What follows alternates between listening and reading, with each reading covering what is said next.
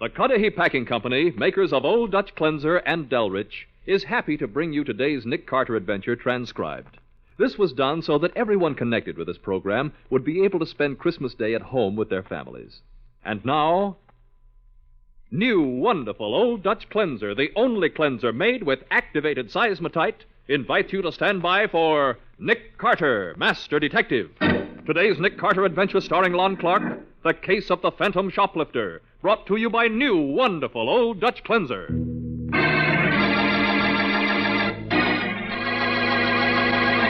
It is mid-afternoon as Sergeant Matheson and Nick Carter in a speeding police car turn into a street of cheap rooming houses. You can understand, Nick, that Warren's specialty shop can't stand losing all those expensive fur coats, even if it is a big woman's store. You sure it's the work of shoplifters? Sure. And we think Peggy Matthews, the girl we're going to see, is one of the shoplifters. Mm-hmm. Any reason to pin it on her? Well, one of the store detectives spotted her in the store this afternoon, but she got away from him. But after she left, another fur coat was gone. You just found out where she lives, huh? Yeah. We learned who she was from a beautiful set of fingerprints she left on the plastic case she'd been handling. So I got a warrant to pick her up on suspicion. How many fur coats have they lost, Matty? Oh, a dozen or more, Nick. Each of them worth over $3,000. Hey, quite a loss. Yeah. Must have been mink, huh? They were. What do you want? What? Well, who are you? This is my rooming house. I'm the landlady. We want to see Peggy Matthews. What do you want Peggy for? Take a look at this badge. Couple of flat feet. Whoa. Okay, second floor. Turn right, enter the hall. Well, that's better. Come on, Nick. Right with you. I hope you fall and break your head. Thanks. She said turn right at the top of the stairs. Yeah.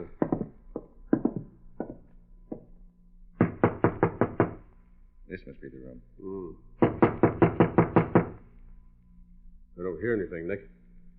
Well, with this warrant, we can go right in. Hey, door isn't locked. Great Scott. Oh. Someone moved faster than we did, Matty. She's been strangled with one of her own nylon stockings.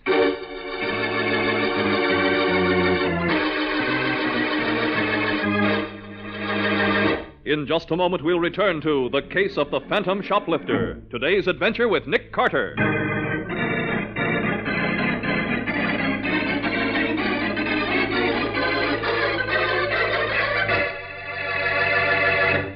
Maybe you were up way past midnight last night, trimming the tree, wrapping last-minute packages, planning wonderful surprises to greet your youngsters when they hopped out of bed at dawn this morning.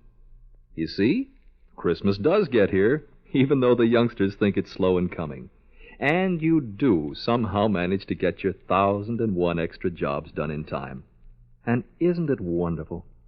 Right now, chances are you're all together, the whole kit and caboodle of you, with your Christmas tree lights glimmering in the twilight, your radio turned on. A perfect opportunity for us to bring you this special message. The makers of Old Dutch Cleanser are happy indeed for the privilege of bringing these radio programs into your home throughout the year. Happy, too, that Old Dutch Cleanser itself is a trusted and helpful friend in so many of your homes.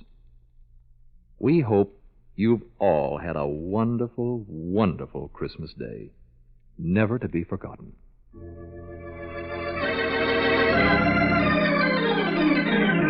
Now, back to The Case of the Phantom Shoplifter. Today's adventure with Nick Carter, brought to you by new, wonderful Old Dutch Cleanser. Nick and Matty are back in the murdered girl's room after unsuccessfully searching the house for the killer. Several men from the homicide squad have just arrived and are going to work as Patsy Bowen hurries in. I came as fast as I could, Nick. Oh, you didn't tell me it was a murder. We called you, Patsy, because we thought this needed a woman's touch. Oh? Yeah, this dead woman is Peggy Matthews, Patsy. Uh-huh. She's a shoplifter who was seen acting suspiciously in the Warren specialty store this afternoon, just before another mink coat disappeared. Is this the coat here on the chair? No, we found that one in her clothes closet. She bought it a month ago in a small fur shop downtown. Now there's a label in the coat, and we phoned the store to check it. She paid $400 for it. $400? For this rabbit skin? Yeah? Oh, she got stuck but good. That's why I wanted you to see it, Patsy. I needed your opinion. Oh. Hey, Nick. Look, I've been thinking. Maybe we ought to bring the manager of the fur department of Warren's specialty shop down here to look at her, just to be sure this is the girl he saw, huh? Good idea, Matty. Come on, Patsy. We'll bring her back here as soon as we can, Matty.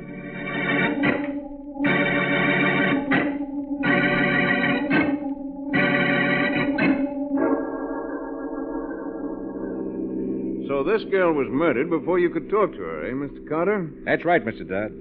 You sure you'd recognize her again? Oh, yes. This particular girl snooped around the fur department for some time. Although I didn't see her take anything. But you kept an eye on her. I'm afraid I didn't. You see, I was very busy with Miss Robard. Miss Robard, she's a fashion expert on one of the women's magazines, isn't That's she? right. Oh. Too bad this girl is dead, Mr. Carter. One of our most expensive fur coats was missing right after she left the store. Maybe she could have told us what happened to it. Well, we want to know where that coat went. We'll have to find out some other way, Mr. Dodd.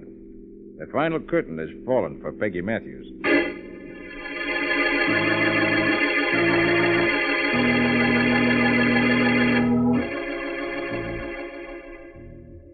Well, Mr. Dodd, is this the woman you saw in your department store this afternoon? Yes, Sergeant, I'm certain of it. No question at all. Uh-huh. Well, okay, Mr. Dodd, and thanks for coming down. Oh, Patsy and I'll run you back to the store, Mr. Dodd. We want to get a full description of the stolen coats anyway. Can we leave at once, Mr. Carter? You see, Miss Robard is waiting for me to get back.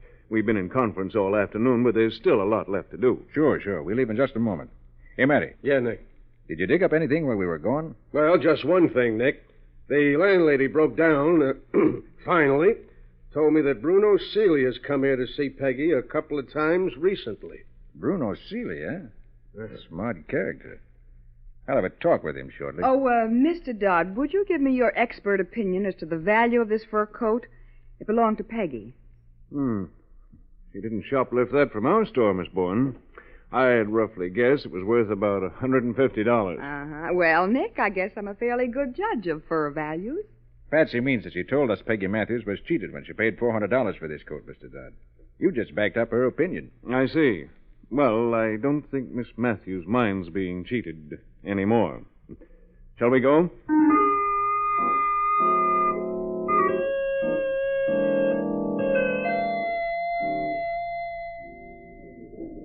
Miss Bourne, Mr. Carter, this is Audrey Robard, the fashion expert I told you about.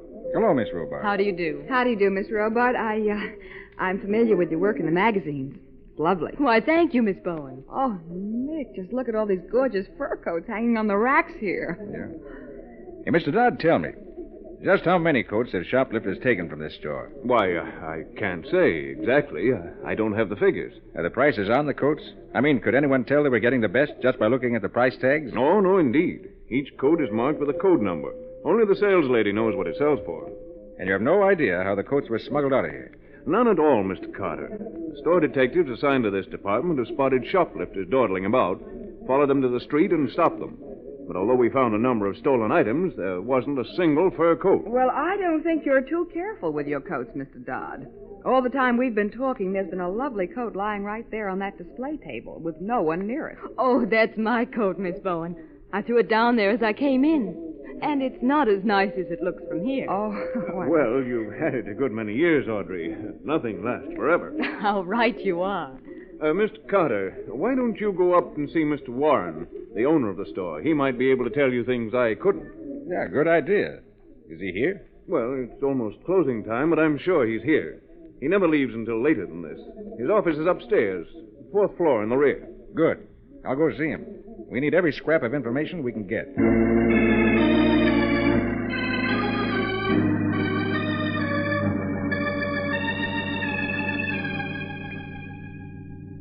Sit down, both of you. Thank you, Mr. Warren. I don't mind telling you, Mr. Carter, how glad I am that you're helping us.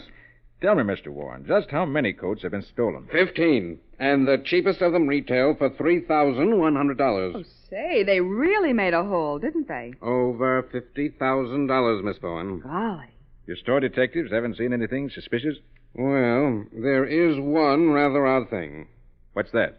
Lately, we seem to be attracting an unusual number of professional shoplifters. Many of them are known to our detectives. But they haven't caught them with anything? Well, just small, miscellaneous items, Miss Bowen. Never anything really valuable.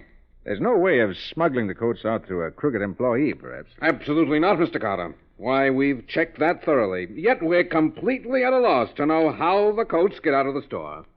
Well, thanks, Mr. Warren. Oh, not at all, Mr. Carter, not at all. Now, please don't hesitate to call on me for any sort of help at any time. I will. And we may have news for you soon. Good. We got one clue that may lead us somewhere. In fact, we're going to see the man in question right now.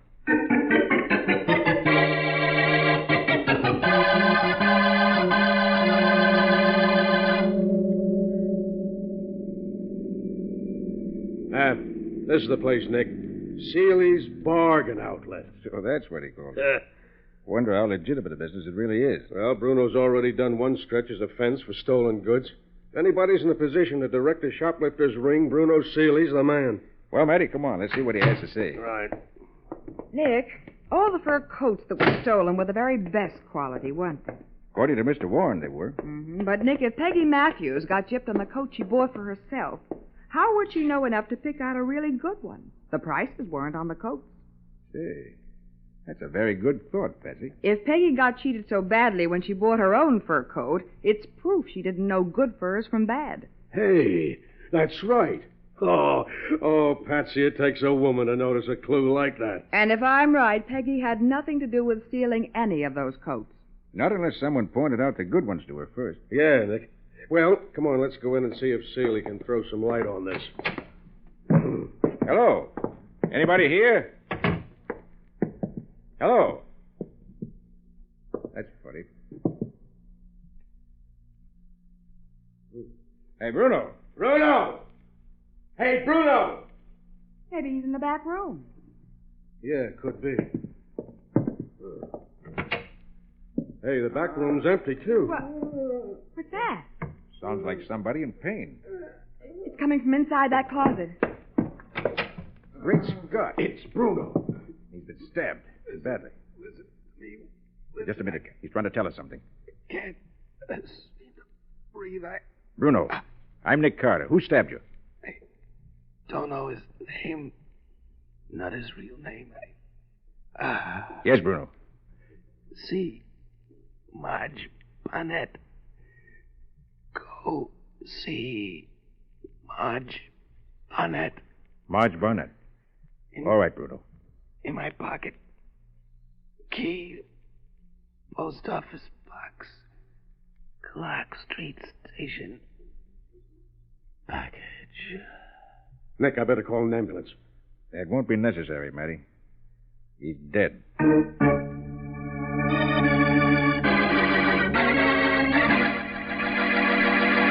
Nick and Matty are faced with a second murder. We'll see what happens in just a moment.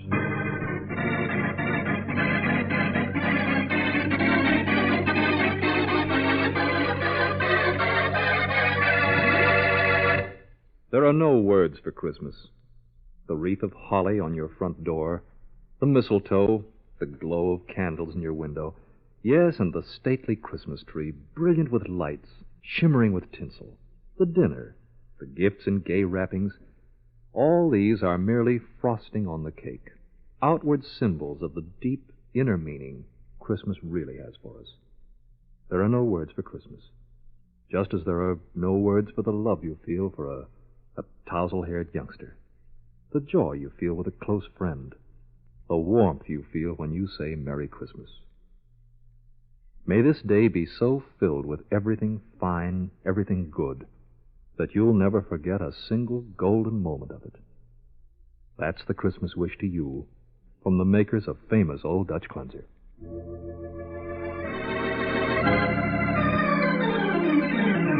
Now, back to The Case of the Phantom Shoplifter, today's adventure with Nick Carter, brought to you by Old Dutch Cleanser. After summoning the homicide squad to take over at Bruno's store, Matty, Nick, and Patsy have hurried to the Clark Street branch of the post office, where they have just opened Bruno's post office box.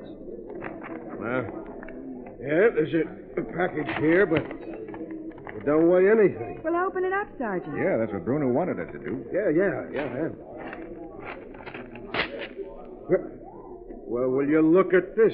Well, what in the world is it, Sergeant? A string of beads String from the of Warren Specialty Shop. And the price tag says only $15. Yeah, I don't get it. Here, let me see that wrapper, will you? Yeah, sure. This package was postmarked early this afternoon at a postal substation near the Warren store. And this necklace was stolen from that store today and mailed to Bruno. Yeah. Probably from a mailbox right in the store. Warren's is a branch post office on the 4th floor. Say, it's a smart idea. You nab something small, have an envelope all addressed, you just slip the loot inside, seal it, and mail it. Yeah, but what has all this to do with stolen fur coats? I don't know, Patsy. But we can be sure of one thing, Nick. The murders of Peggy and Bruno are tied up together somehow. And to one man, Matty. Bruno said it was a man, but we didn't know who he was. And just who is this Marge Barnett Bruno wanted us to see? She used to be a pretty good confidence woman, Patsy. Confidence woman? Yeah, Patsy. Lots of these confidence women turn to shoplifting when they begin losing their nerve or their looks. Look, I can get her address from our records, Nick. And you and Patsy can go and see her, huh? Sure, Matty. I'm going back to Bruno Seeley's store. I want to finish my report. Okay, Matty. Patsy and I'll see Marge Burnett. We better hurry because the murderer may have the same idea.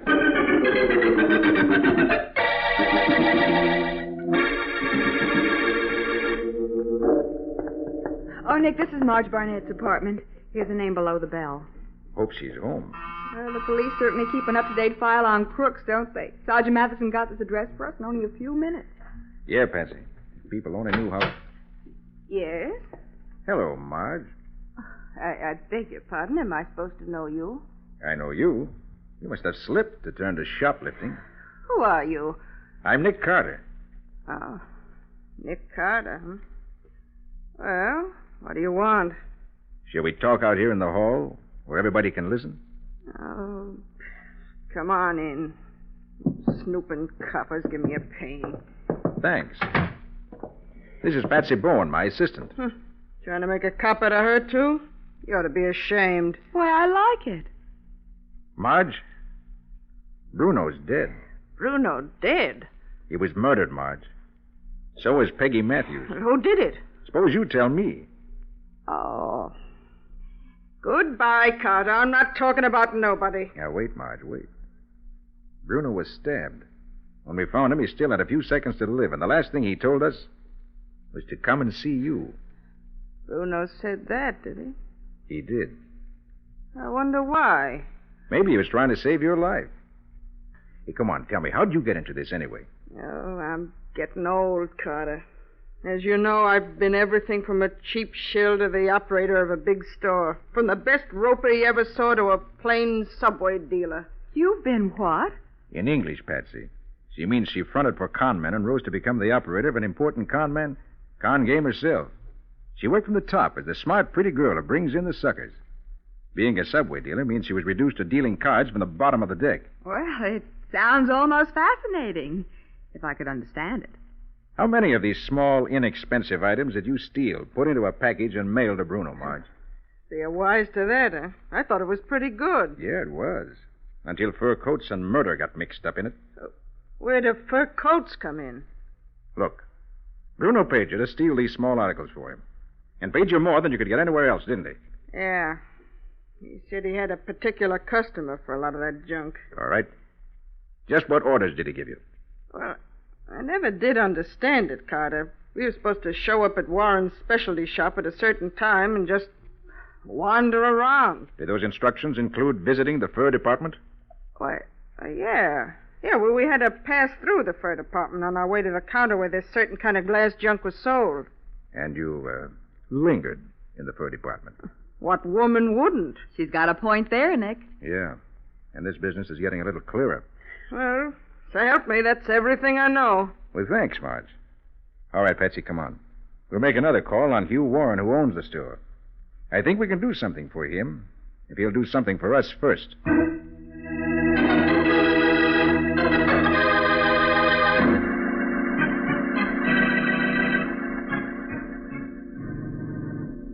I hate to bother you at your home like this, Mr. Warren.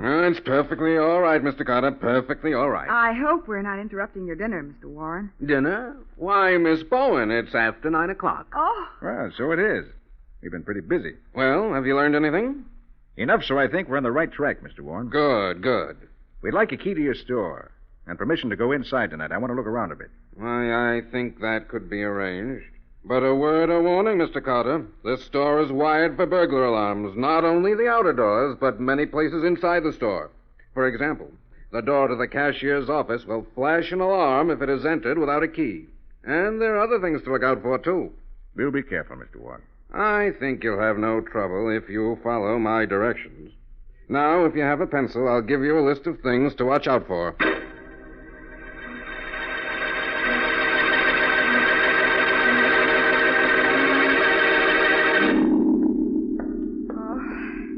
Golly, Nick. I never realized how lonesome a store like this can be after everyone's gone. Yeah. Wonder where the watchmen are. Mr. Warren said there'd be 2 of them here. We haven't run into either one of them yet. Oh, it's positively eerie in here with just our 2 flashlights for company. Let's see. According to Mr. Warren's directions, we turn right here.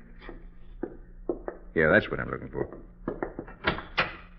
Hey, lights are on in here. Oh, Nick, look at all the fur coats, dozens of them. All second-hand, Patsy. Huh? Oh, yes, so they are. But some of them are still lovely. I know, Well, that's funny, Nick.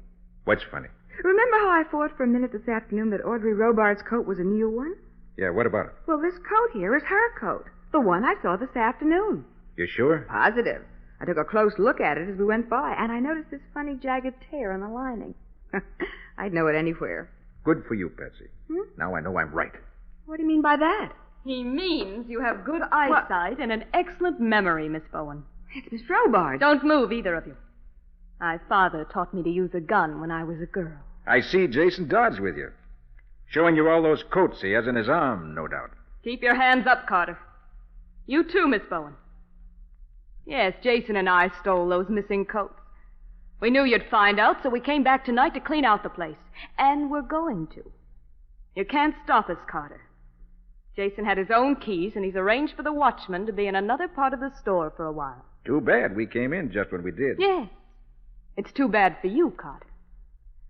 Jason, put down those coats and walk around behind Carter and search him. Look, And do as I say, you fool. I know everything. We heard that much. Yes, we've got to finish it up. Keep your hands in the air, both of you. And don't reach for your purse, Miss Bowen. I know there's probably a gun in it. Looks as if you hold all the cards, Miss Robart. Jason, stand right behind Carter. Now reach over his shoulder. He probably carries his gun in his shoulder holster. Patsy, cut the lights and run for it. Back to the cashier's office. We left it there. There's a phone there. We can call the police. Audrey, what happened? Oh, you fool, Jason. Letting him throw you like that. I couldn't help it.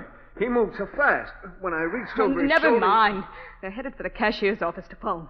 Well, we can stop that. The switchboard's right over there. I can even find it in the dark. And then find it. If we can stop them from calling for help, we've got them cornered.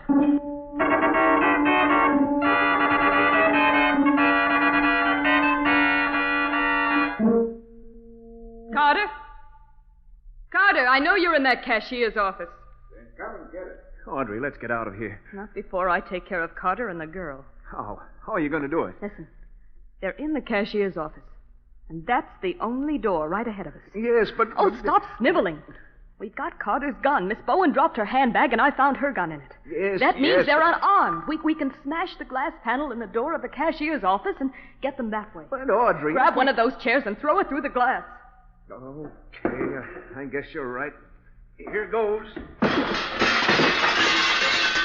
Oh, there, that does it. Carter, you can come outside and get it, or I'll come in after you. It makes no difference to me.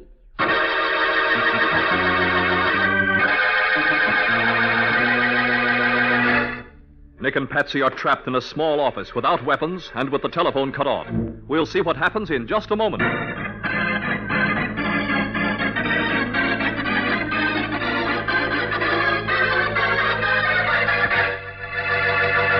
Once again, the makers of Old Dutch Cleanser and the entire cast and the director of your Nick Carter program join in adding their warmest Christmas wishes to the many you have already received. We hope that today has been a truly beautiful Christmas for you, and that the coming New Year will be filled with an abundance of pleasure, prosperity, and peace.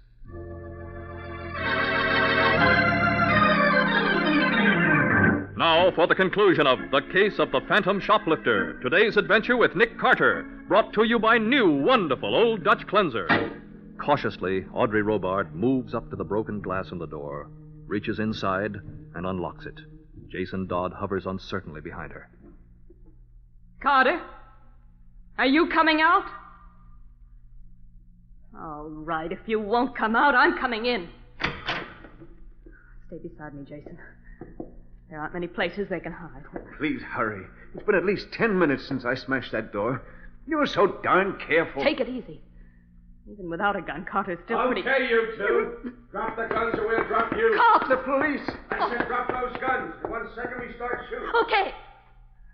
Okay, we give up. You, Dodd, kick those guns my way. All right. That's better. Nick. Hey, Nick. Are you in there? Right here, Matty. What kept you? What kept me? Listen, it's not 10 minutes since the alarm came into headquarters. What alarm are you talking about? The alarm you sent in, Miss Robart. What? I made you smash the glass panel in the door to the cashier's office. When the glass broke, a burglar alarm went off automatically in police headquarters. You turned yourselves into the police.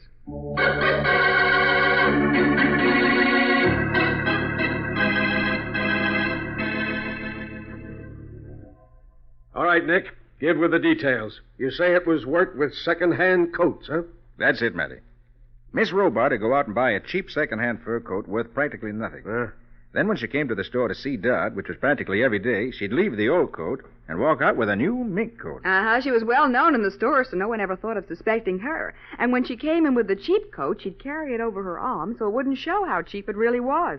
What a racket. Yeah. Then Dodd would put the old coat with the used coats the store had for sale and fix the records to account for it. And another nice, new, valuable mink was missing without a trace. And the shoplifters were just part of a setup to confuse us, huh, Nick? Yeah, Matty. Dodd arranged that with Bruno. The shoplifter stole some small object and mailed it to Bruno's post office box right from inside the store in previously prepared envelopes. Just so we'd think the professional shoplifters were stealing the furs. And they killed Peggy Matthews because she got wise and wanted a cut.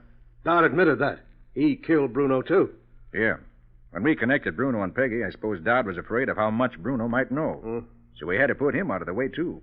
So he sent Patsy and you to see Mr. Warren so you'd be out of the way while he killed him. Yeah.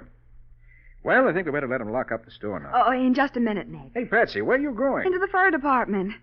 After all, it's a woman's privilege to look at those beautiful mink coats, even if she can't have one.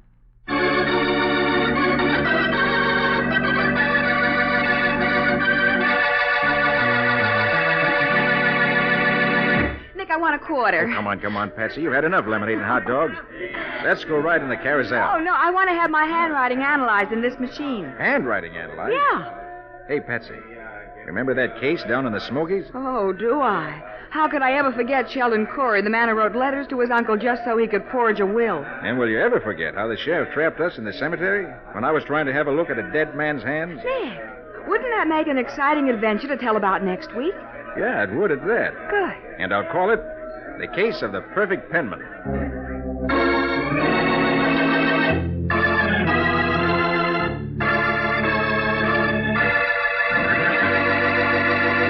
It's been only a few short years since Delrich margarine was first introduced. But in those years, Delrich has won many, many friends. More than any other margarine, in fact. And at this holiday season, the makers of Delrich want to thank you most sincerely. In many homes, Delrich has played an important part in your big and bountiful Christmas dinner today. We hope this has been the merriest Christmas you've ever had, and that next year's will be even better.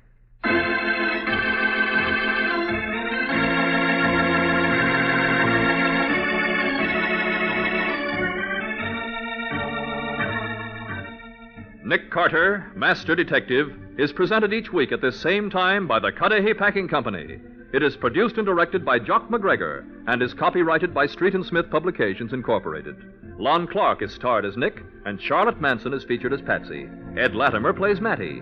Today's transcribed adventure was written by Norman Daniels, with original music played by Henry Silverne. This program is fictional, and any resemblance to actual persons, living or dead, is purely coincidental.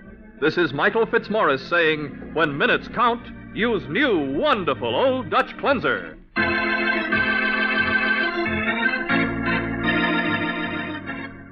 This is the Mutual Broadcasting System.